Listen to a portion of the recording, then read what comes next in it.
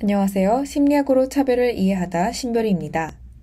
저희 팀은 행동인지신경과학을 전공하고 있는 강혜란, 김사임, 이미승으로 구성되어 있습니다.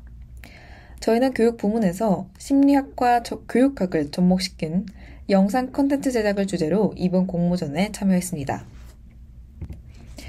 발표자는 다음과 같은 순서로 진행하겠습니다.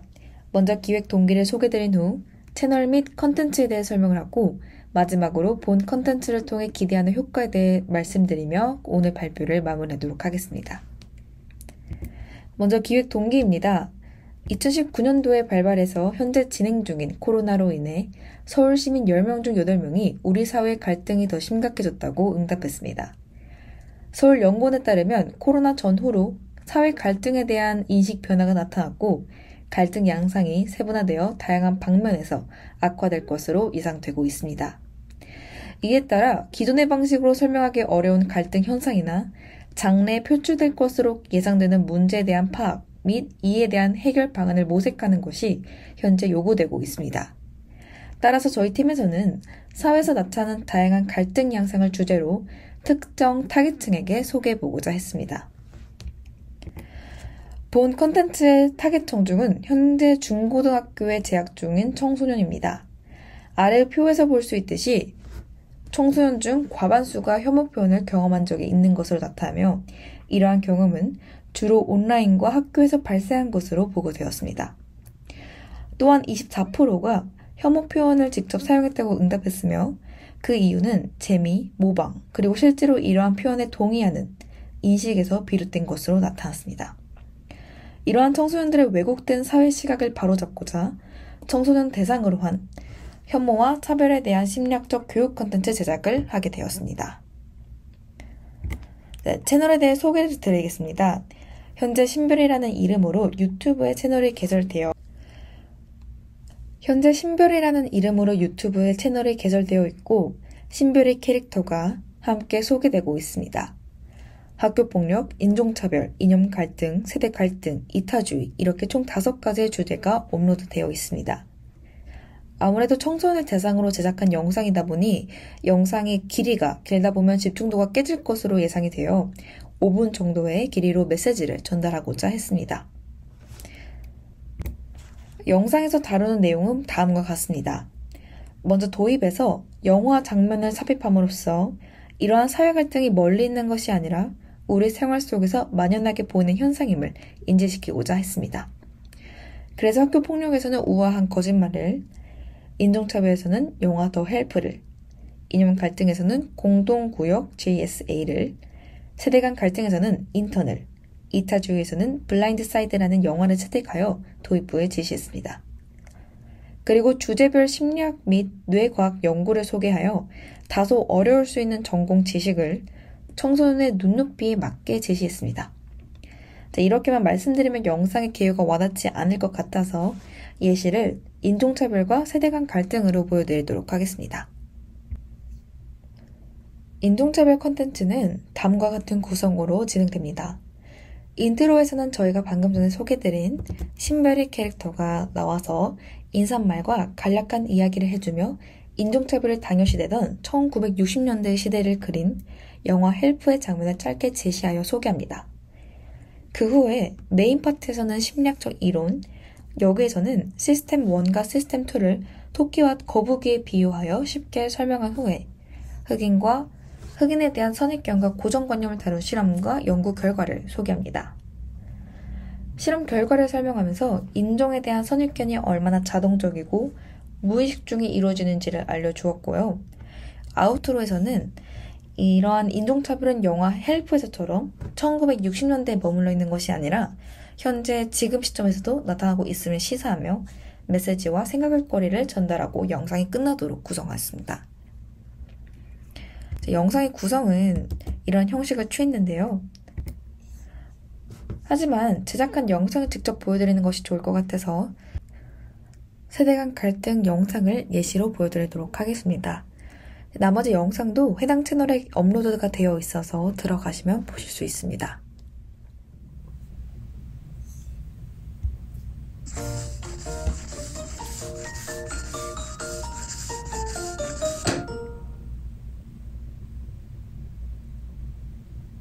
안녕하세요 여러분. 심리학으로 차별을 이해하다 심별이입니다.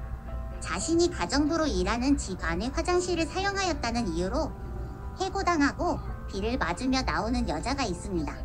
이 영화는 1960년대 미국을 배경으로 흑인에 대한 사회적 편견과 차별을 그린 영화 더 헬프입니다.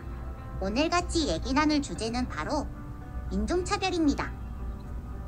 방금 소개한 영화 더 헬프에서는 인종이 다르다는 이유만으로 차별받는 것이 당연시되고 시대가 흐르면서 다양성의 존중과 평등에 대한 인식이 생겨나기 시작하고 이에 따라 다양한 인종을 포괄하는 교육과 정책 영역에서의 움직임도 만들어지고 있는데요. 그렇다면 지금 우리 사회에는 인종차별은 더 이상 존재하지 않는 것일까요? 오늘날의 인종차별은 점차 더욱 눈치채기 어려운 비가시적인 양상으로 변화하고 있고 심리학 연구들은 우리가 의식하지 못하는 순간에 인종차별적인 의사결정을 내릴 수 있다고 말합니다. 데니얼 카네만과 아모스 트버스키에 따르면 우리의 뇌는 최대한 에너지를 아끼기 위해 시스템 1을 디폴트로 사용하게 됩니다. 이 모드에서는 경제적인 확률평가와 가치 예측이라는 복잡한 작업을 단순한 판단 작업으로 줄이는 휴리스틱 원리에 의존합니다. 이 원리는 효율성의 면에서 큰 장점을 가지고 있지만 때로는 심각한 오류를 발생시키기도 합니다. 여기서 잠시 간단한 테스트를 하나 해볼까요? 이후에 나타나는 사진들을 보고 사진 속 사람이 총을 들고 있는지 아닌지 한번 맞춰보세요. 사진이 빠르게 넘어가니 재빠르게 판단하고 총을 들고 있었던 사진의 번호를 마음속으로 기억해보시기 바랍니다. 그럼 테스트를 시작해볼까요? 시작!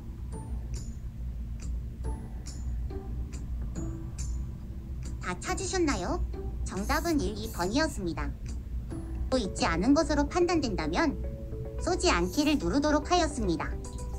실험 결과 평균적으로 사람들은 총이 있을 때 더 빨리 정확한 의사결정을 하였고 흥미로운 점은 총을 든 타겟이 백인일 때보다 흑인일 때 더 빨리 총 쏘기 결정을 하고 총이 아닌 유사한 다른 물체를 든 타겟이 흑인일 때보다 백인일 때 더 빨리 쏘지 않기 버튼을 누르는 결과가 나타났다는 것입니다.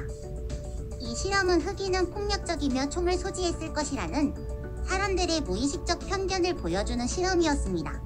사실은 총과는 전혀 관련이 없는 인종이라는 차원에 대하여서일까요? 바로 작년 미국 워싱턴에서 수갑이 채워진 한 흑인 남성의 목을 경찰관이 무릎으로 짓누르고 있습니다.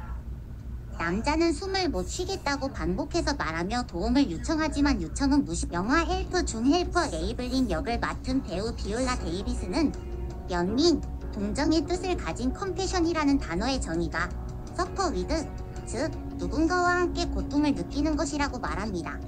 영화가 결국 인종 간의 대립과 갈등의 구도가 아닌 서로의 삶에 조금 더 들어가 함께 고통을 나누며 위로하는 모습을 보여주었던 것처럼 말이죠.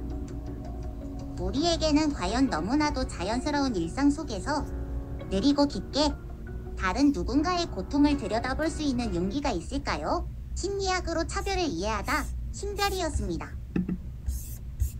지금부터는 본 컨텐츠를 통해 얻을 수 있는 효과에 대해 말씀을 드리겠습니다. 오늘날 유튜브는 단순한 영상 플랫폼을 넘어 우리 일상생활에서 큰 비중을 차지하고 있는 매체입니다. 청소년들에게 또한 마찬가지인데요. 전국 17개의 시, 도의 청소년 2,363명을 대상으로 실시한 조사 결과 약 98%에 달하는 청소년이 동영상 플랫폼으로 유튜브를 이용하고 있다고 응답했습니다. 현재 유튜브에서는 많은 심리학 영상 혹은 교육 목적의 영상이 업로드되어 있습니다. 하지만 영어를 사용하고 심리학에서 이루어지는 실험과 연구를 소개하며 교육적인 메시지를 주는 채널은 아직 없습니다. 따라서 저희 신별의 채널을 통해 일상 속의 집단 갈등과 혐오를 인식하고 사회를 보는 시각을 넓힐 수 있는 기회를 제공할 수 있을 것으로 기대하고 있습니다. 더불어 양극화된 사고체계로 사회를 바라보는 태도를 개선하는 것을 목표로 하고 있습니다. 친구가 하니까 나도 한다는 식의 단순 미성숙한 모방 행동으로 인해 혐오 발언이 퍼지고 이것이 일상화되는 것을 지양할 수 있도록 교육적 기대 효과를 가지고 있습니다. 또한 단순히 하지마, 그건 잘못된 거야 라는 식으로 금지의 메시지만 전달하기보다는 신별의 캐릭터로 친근함을 유도하고 논리적인 메시지를 통해 효과적이고 자연스러운 학습을 기대하고 있습니다. 이처럼 청소년이라는 타깃층에 맞춘 채널에서 사회 갈등에 대한 심리학 교육 컨텐츠를 제공한다면 모방성 혐오 발언임을 의식화시키고 스스로 행동을 개선하는 것을 목표로 하고 있습니다. 더불어 영상의 가장 큰 장점은 지속 가능하다는 점입니다. 이 영상은 단순 일회성에 그치지 않고 언제 어디서든 다시 재생하여 볼 수 있습니다. 때문에 BK21 공모전에서 제시한 지속 가능성과 사회적 불균형 해소라는 목적에 부합한다고 생각합니다. 이상 심리학으로 차별을 이해하다 신별이었습니다. 경청해주셔서 감사합니다.